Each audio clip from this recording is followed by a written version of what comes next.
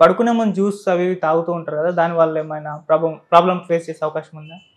Okay. Juices తాగొచ్చు. కానీ basically juices అన్నా గానీ మళ్ళీ ఇప్పుడు యాపిల్ జ్యూస్ చేసినా, ఏ జ్యూస్ చేసినా గానీ పీల్ చేసేస్తారు. పీల్ చేసి ఆ ఫ్రూట్‌ని జ్యూస్ చేస్తారు.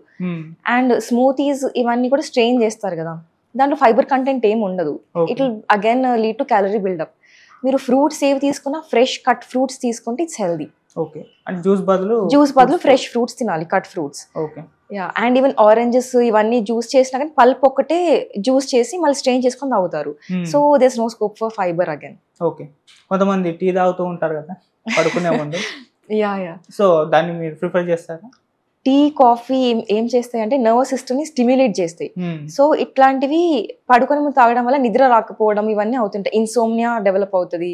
ఇవన్నీ కాంప్లికేషన్స్ వస్తాయి. పడుకునే ముందు better to have milk or butter milk something like that. ఇప్పుడు మిల్క్‌లో కూడా మళ్ళీ casein, milk protein is casein. Whey protein తక్కువ ఉంటుంది, కెసిన్ ఎక్కువ ఉంటుంది. అండ్ కెసిన్ డైజెస్టింగ్ ఎంజైమ్స్ బేబీస్‌లో ఎక్కువ ఉంటాయి. అడల్ట్స్‌కి తక్కువ ఉంటాయి ఎంజైమ్స్ అవి. సో అది డైజెస్ట్ అవ్వడానికి టైం ఎక్కువ తీసుకుంటుంది. సో దానివల్ల ఏమవుతుందంటే యాపిటైట్ తగ్గిపోతుంది. సో ఇప్పుడు మనం డే టైంలో మార్నింగ్, మధ్యాహ్నం కానీ ఈవినింగ్ మిల్క్ తాగితే యాపిటైట్ ఉండదు. డిన్నర్ అవన్నీ ప్రాబ్లం అవుతుంది. Lunch or something. అదే నైట్ బెడ్ టైం తాగితే it take time for digestion కాబట్టి ప్రాబ్లం ఉండదు. Okay. Better to take milk or buttermilk at night time. Okay. ఇక నాన్ వెజ్ అంటే వీక్లీ కానివ్వండి, డే వైస్ కానివ్వండి ఎలా తీసుకోవాలి? నాన్ వెజ్ డైట్ ఎలా ఉంటుంది? నాన్ వెజ్ యాక్చువల్లీ ఇది లీన్ మీట్స్లో protein digestibility content of amino acids అనేది ఎక్కువ ఉంటుంది. బయో అవైలబిలిటీ ఎక్కువ ఉంటుంది. సో ఈ లీన్ మీట్స్ అనేవి లైక్ లీన్ ప్రోటీన్ ఇస్తాయి అనమాట. ఈ లీన్ ప్రోటీన్ వెజిటేరియన్ ఫుడ్ నుంచి రాదు మళ్ళీ. ఓకే. సో ఇది lean meats like chicken, fish, eggs. ఇవి ఎగ్స్ అయితే లైక్ మనకి ఒకవేళ నార్మల్ వెయిట్ మెయింటైన్ చేస్తే 2 eggs per day తిన్నా ఏం ప్రాబ్లం ఉండదు. బట్ చికెన్, ఫిష్ అయితే 2 to 3 times a week తినొచ్చు. ఓకే. ఒకవేళ మటన్ అదే తినాలి, రెడ్ మీట్ తినాలి అంటే బెటర్ టు అవాయిడ్ అనమాట. Like once or twice A month maximum అంతే. ఓకే. చాలా మంది డైట్ లో ఎగ్ ఇంక్లూడ్ చేస్తారు. అంటే డైలీ తీసుకోవాలి అని చెప్పేసి ఎగ్ తీసుకోవచ్చు అంటారా? Yeah, egg is a very wholesome food. దాంట్లో చాలా మైక్రో న్యూట్రియన్స్ ఉంటాయి ఎగ్ యోక్ లో. అండ్ ఎగ్ ప్రోటీన్ కూడా చాలా బయో అవైలబిలిటీ ఎక్కువ ఉంటుంది దానికి. గుడ్ క్వాలిటీ ప్రోటీన్స్ ఉంటాయి. So it is good to have egg every day. It completes. Okay. Chicken, mutton మాత్రం డైలీ తీసుకోవడానికి అస్సలు వీల్లేదు అంటారు. చికెన్ లైక్ 2 or 3 times తీసుకోవచ్చు వీక్ లో, ప్రాబ్లం లేదు. బట్ మటన్ రెడ్ మీట్ కదా, బెటర్ టు అవాయిడ్ అనమాట. Okay. Like 1 or 2 times a month అట్లా తీసుకోవచ్చు. ఓకే. మామూలుగా ఆకుకూరలు, పండ్లు ఇవన్నీ ఉంటాయి కదా, వాటిని డేలో అంటే ఎన్నిసార్లు తీసుకోవచ్చు అంటారు కదా, దానివల్ల ఏదైనా లైక్ ఏది తీసుకున్నా మళ్ళీ మోడరేషన్ లో తీసుకోవాలి. ఎక్కువ తీసుకుంటే మళ్ళీ దానికి కూడా ప్రాబ్లం అవుతుంది.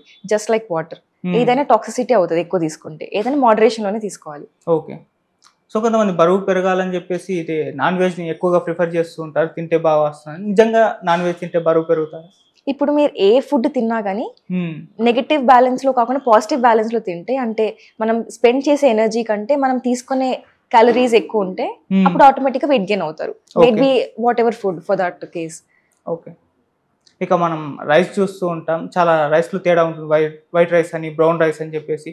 వీటికి వాటికి డిఫరెన్స్ ఏంటి? అంటే ఏది ఎక్కువ తీసుకోవాలంటారు? Rice, brown rice, white rice composition, nutritive value చూస్తే it's almost similar. But white rice అనేది సింపుల్ కార్బోహైడ్రేట్, డైరెక్ట్ గా గ్లూకోజ్ రిలీజ్ అయిపోతుంది బ్లడ్ లోకి. అది తీసుకున్న తర్వాత డైజెషన్ కి టైం తీసుకోదు ఎక్కువ. Whereas brown rice is a whole grain. So తీసుకున్నాక ఫైబర్ ఉంటుంది దాంట్లో, మోనో అన్సాచురేటెడ్ ఫ్యాటీ యాసిడ్స్ ఇవన్నీ చాలా ఉంటాయి హోల్ గ్రెయిన్స్ లో. So the goodness of whole grains we get from that అనమాట. అది insulin release, like glucose release కూడా లైక్ స్లో ఉంటుంది బ్లడ్ లోకి. Diabetic people or some issues ఉన్న వాళ్ళకి హెల్ప్ అవుతుంది అట్లా అని. ఓకే. ఎక్కువ మామూలు అందరికైతే వైట్ రైసే అందుబాటులోనే ఉంటుంది, దాన్నే తీసుకుంటూ ఉంటారు కదా.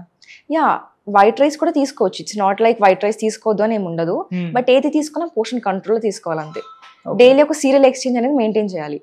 లైక్ ఇప్పుడు రైస్ లంచ్ లో తింటే డిన్నర్ లో chapati, wheat rice and wheat exchange, rice and millet something ఏదైనా ఎక్స్చేంజ్ ఉండాలి. సేమ్ సీరియల్ తినకుండా వేరే సీరియల్ తినాలి 2 times, like 2 cereals minimum.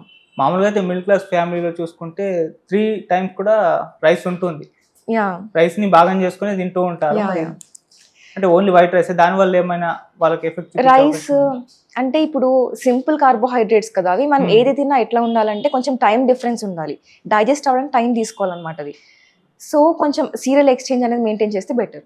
Chapati కూడా ఇట్స్ నాట్ సో ఇది బ్యాడ్ కూడా కాదు, like wheat flour they can afford anyone. So rice and wheat కాంబినేషన్లో కూడా తీసుకోవచ్చు. ఓకే, చపాతీ అన్నారు, మామూలుగా నైట్ పూట చపాతీ తీసుకోవచ్చు అంటారా? Yeah definitely. అంటే ఎక్కువగా డైజెస్ట్ అవ్వదు అని అంటారు.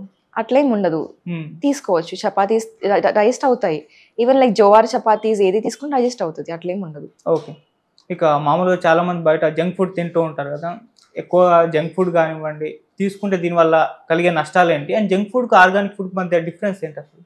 జంక్ ఫుడ్, కన్వీనియన్స్ ఫుడ్ ఇవన్నీ మళ్ళీ ఏమవుతాయంటే ప్రిజర్వేటివ్స్, యాడిటివ్స్ ఇవన్నీ యాడ్ చేస్తారు. అండ్ ప్రిజర్వేటివ్స్ కూడా మనం చూడాలి, లేబుల్ చెక్ చేసుకోవాలన్నమాట. ఆర్టిఫిషియల్ ప్రిజర్వేటివ్స్ లైక్ బిహెచ్టి, ఎంఎస్జీస్ ఇవన్నీ ఉంటాయి కదా. So it will again cause mutations అనమాట, సెల్స్లో మన బాడీలో మ్యూటేషన్స్ కాజ్ చేస్తాయి. So it's carcinogenic, cancer causing అవన్నీ. అండ్ సల్ఫేట్ కంటైనింగ్ ప్రిజర్వేటివ్స్ ఇవన్నీ ఉంటాయి, న్యూరలాజికల్ డ్యామేజ్ ఇవన్నీ క్రియేట్ అవుతాయి. సో అందుకని బెటర్ లైక్ లేబుల్ చెక్ చేయాలి బేసికలీ. ఇప్పుడు natural preservatives like basil, rosemary, neem ఇవన్నీ ఉంటాయి, ఇక కొంచెం బెటర్ అనమాట ఇవి దానికంటే. అట్లా లైక్ సైడ్ ఎఫెక్ట్స్ అంత ఎక్కువ ఏమి ఉండవు వీటికి. So and even junk food ఎక్కువ తినడం వల్ల చాలా ఒబెస్ అవుతారు ఒక పీరియడ్ ఆఫ్ టైం అయిన తర్వాత. ఏది తిన్నా లైక్ టైం డిఫరెన్స్ ఉండాలి, direct dumping insulin like glucose spikes అవన్నీ ఉండొద్దు, అట్లా చూసుకొని తినాలి. ఓకే, అంటే మామూలుగా లిమిటెడ్ లో ఉండాలి. జంక్ ఫుడ్ తినచ్చు, బట్ అంత ఎక్కువ తినొద్దు. లైక్ ఏమంటారు, ఏదైనా మోడరేషన్ లో తినాలి. ఇప్పుడు కంప్లీట్ గా మీరు కట్ డౌన్ చేసే జంక్ ఫుడ్ కూడా ఒక పాయింట్ ఆఫ్ టైం తర్వాత అదే తినాలనిపిస్తుంది, క్రేవింగ్స్ ఎక్కువ అయిపోతాయి అనమాట. సో అందుకని ఏదైనా కానీ కొంచెం కొంచెం తినొచ్చు, లిటిల్ పోర్షన్స్ లో. మామూలుగా డయాబెటిక్ ఉంటుంది చాలా మందికి, వాళ్ళ యొక్క డైట్ ఎలా ఉండాలంటారు? డయాబెటిక్ ఉన్న వాళ్ళకి కొంచెం ఏమంటారంటే అది ఫైబర్ ఇంక్లూడ్ చేసుకోవాలి డైట్లో ఎక్కువ. అండ్ ఫైబర్ ఏం చేస్తుందంటే కార్బోహైడ్రేట్ని స్లోగా రిలీజ్ చేసేలాగా హెల్ప్ చేస్తుంది. సో అందుకని ఫైబర్ ఈజ్ వెరీ ఇంపార్టెంట్ వాళ్ళకి. హోల్ గ్రెయిన్స్ అవ్వచ్చు, లైక్ మీరు లైక్ మిల్లెట్స్ తీసుకున్నా కానీ ఏదైనా కానీ ఫైబర్ ఉంటుంది దాంట్లో. అండ్ ఈవెన్ వెజిటేబుల్స్, ఫ్రూట్స్ ఇవన్నీ.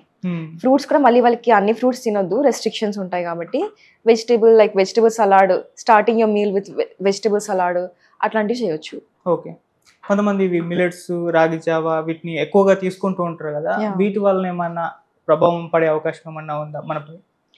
మిల్లెట్స్ కూడా తీసుకోవచ్చు, కానీ ఇప్పుడు మార్నింగ్ మీరు రాగి జావా తీసుకొని లంచ్లో మళ్ళీ సంథింగ్ లైక్ కినోవా తీసుకొని అట్లా 3 times a day మీరు మిల్లెటే తీసుకుంటున్నారు అంటే again it will cause problems. ఎందుకంటే మిల్లెట్లో సాల్యుబుల్ ఫైబర్, ఇన్సాల్యుబుల్ ఫైబర్ రెండు ఉంటాయి. Soluble fiber is like prebiotic అనమాట, ఫుడ్ ఫర్ ప్రోబయోటిక్స్. సో అదేం ప్రాబ్లం ఉండదు, it will help in maintaining healthy gut అనమాట. గట్ మైక్రోబయోటని మెయింటైన్ చేస్తుంది, ప్రిజర్వ్ చేస్తుంది అది. కానీ ఇన్సాల్యుబుల్ ఫైబర్ ఏదైతే ఉంటుందో అదంతా రెసిడ్యూ ఫామ్ అయిపోతుంది అనమాట. సో అది లాంగ్ పీరియడ్ ఆఫ్ టైంలో కంటిన్యూస్గా అదే తింటుంటే, అది దానిపైనే డైట్ అంతా రిలై అయి ఉంటే అది ఫ్యూచర్లో ఏమవుతుందంటే కోలాన్ క్యాన్సర్స్ ఇవన్నీ వస్తున్నాయి ఎక్కువ ఈ మధ్యలో. ఇట్ కెన్ లీడ్ అనమాట, ఎందుకంటే అది అంతా రెసిడ్యూ అలాగే ఉండిపోతుంది, ఫుడ్ రెసిడ్యూ, ఇన్సాల్యుబుల్ ఫైబర్ అంతా. So that can cause problems again. ఏది తిన్నా లిమిటేషన్లో తినాలి. లైక్ ఇప్పుడు మార్నింగ్ రాగి జావా తీసుకొని లంచ్లో rice, something like that. Okay, అంటే రాగి జావా ఇవి కూడా అంటే క్యాన్సర్కి కారణం అవుతాయా ఖచ్చితంగా? ఇప్పుడు ఏ ఫుడ్ అయినా కానీ బ్యాడ్ అని నేను చెప్పను, అన్ని ఫుడ్ గుడ్డే. బట్ హౌ వి టేక్, ఎంత క్వాంటిటీలో తింటున్నాము, ఎట్లా ఏ ఫుడ్ కాంబినేషన్లో తింటున్నాము, ఏ టైంకి తింటున్నాము అనేది మ్యాటర్ అవుతుంది. ఓకే, అలాగే అంటే మీకు సులభతరమైన ఫుడ్ హ్యాబిట్స్ మిడిల్ క్లాస్ ఫ్యామిలీలో ఉంటుంది కదా, వాళ్ళకి ఎలా ఉండాలంటారు? ఎనీథింగ్ లైక్ ఫ్రూట్స్ ఇంక్లూడ్ చేసుకోవాలి, ఫ్రూట్స్, వెజిటేబుల్స్, సలాడ్ తినాలి, ఈవెన్ మిల్క్, ఎగ్స్ ఇవన్నీ తినొచ్చు, డ్రై ఫ్రూట్స్ ఇవన్నీ ఇంక్లూడ్ చేసుకోవాలి డేలో. somehow like one time like ఇప్పుడు rice or chapati serial exchange ఏదైనా ఒక సీరియల్ ఎక్స్చేంజ్ మెయింటైన్ చేసుకోవచ్చు. Okay, thank you. అలాగే మన రోజులో మన డైట్ ఎలా ఉండాలి, అంటే మార్నింగ్ ఏం తీసుకోవాలి, ఆఫ్టర్నూన్ ఏం తీసుకోవాలి, నైట్ పడుకునే ముందు ఎలా ఉండాలి డైట్? బ్రేక్ఫాస్ట్ హెవీగా ఉండాలి.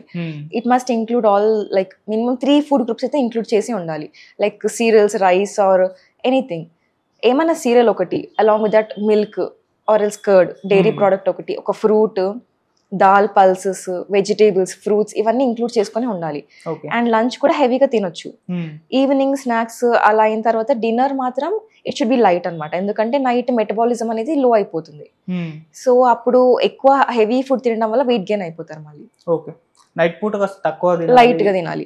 అరౌండ్ 7 ఆ టైం వరకు డిన్నర్ తినేసేయాలి, మాక్సిమం 8 o'clock. ఓకే.